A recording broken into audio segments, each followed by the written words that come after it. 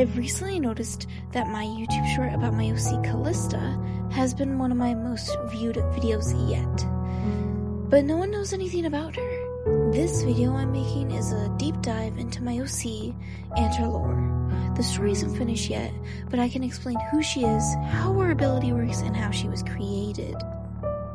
I've actually been dying to tell the entire world about her. She's my most detailed OC yet, and a very complex character.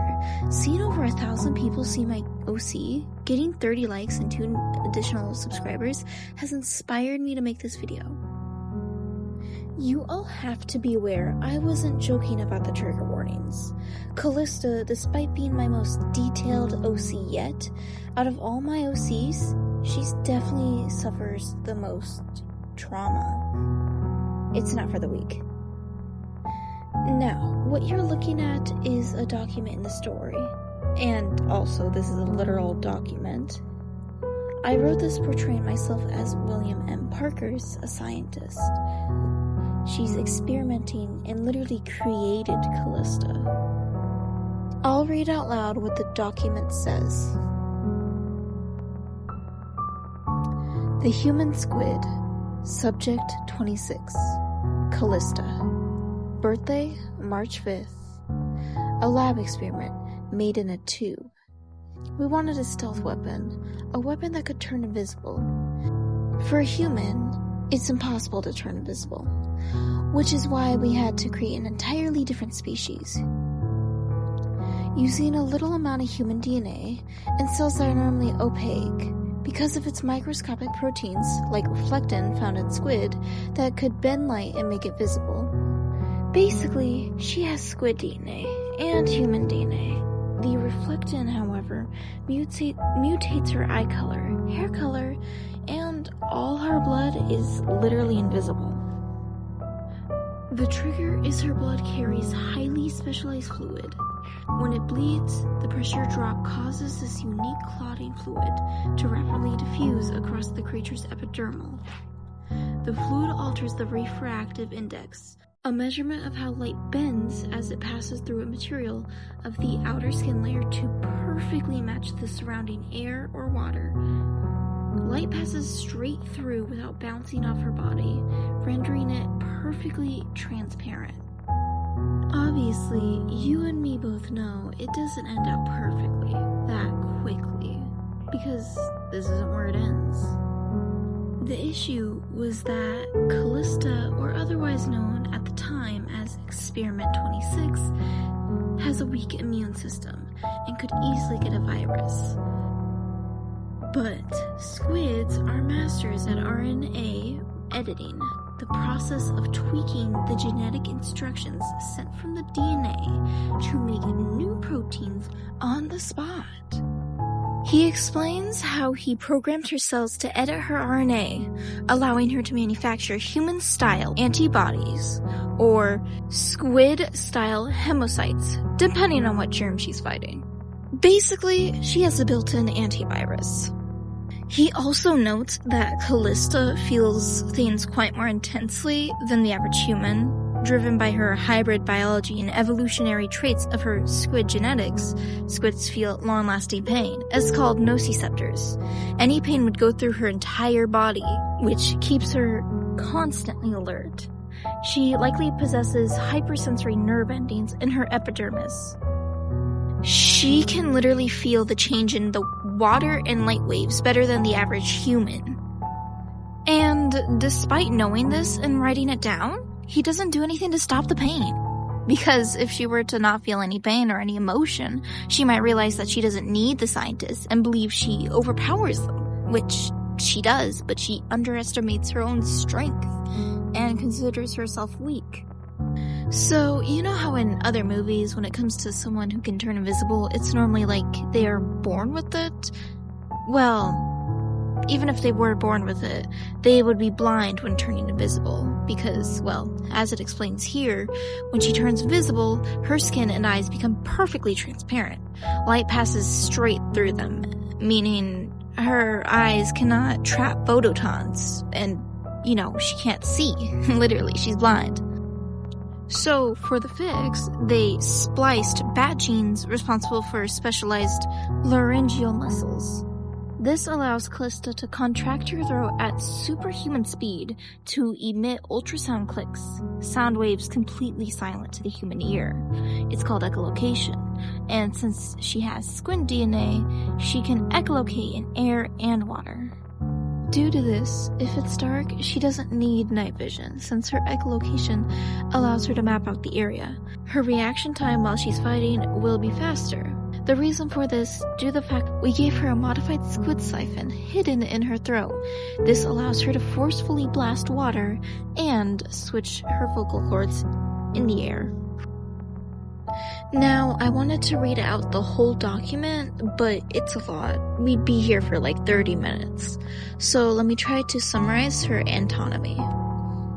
Her squid DNA drops her core temperature to a 0 heat signature, while her hypersensory nerve endings cause full-body pain vectors that trigger hyperspeed cell division to slough off damaged skin. Anytime she gets a cut, a bruise, anything like that, even stabbed in like the chest, it heals immediately. Her skin features a microscopic rough texture. This disrupts the natural curves of human limbs, like armpits, eliminating any revealing flares when she turns invisible.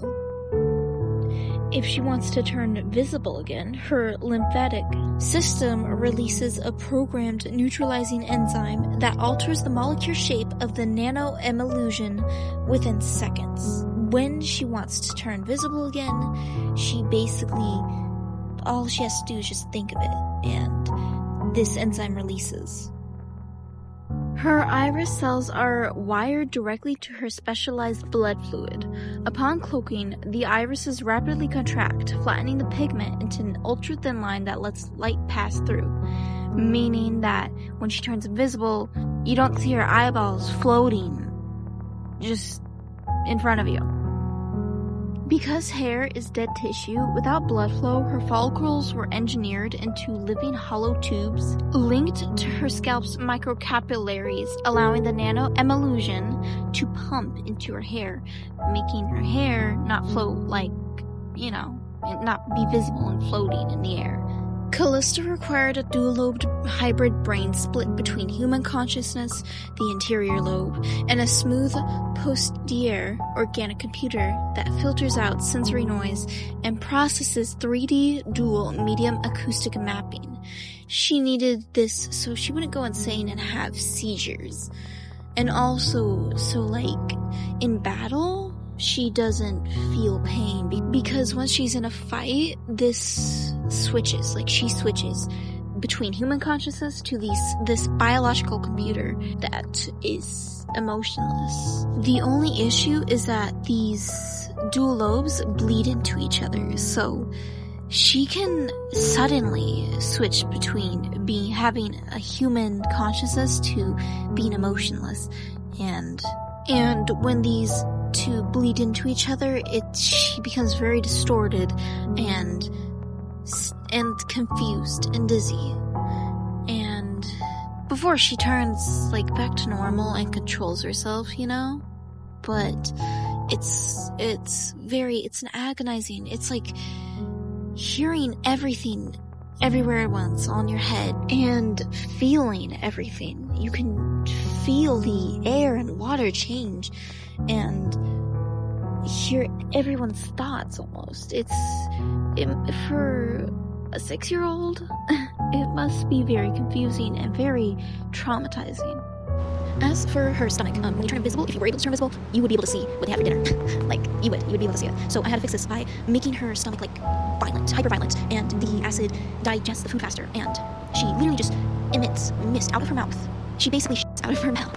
I know it sounds crazy, but it's literally the only, if she were in battle and she were to go invisible, she would basically use her throat siphon to push out a mist of what her dinner was, and the enemy wouldn't be able to see it, and this gives her an advantage, and they can't see her, basically. Calista's lotus plant DNA is engineered directly into her marrow, creating a super hydrophobic nanostructure across her entire epidermis. This microscopic rough texture alters her skin surface's tension, causing external combat, blood, dust, mud, and water to instantly slide off her body, leaving no trace.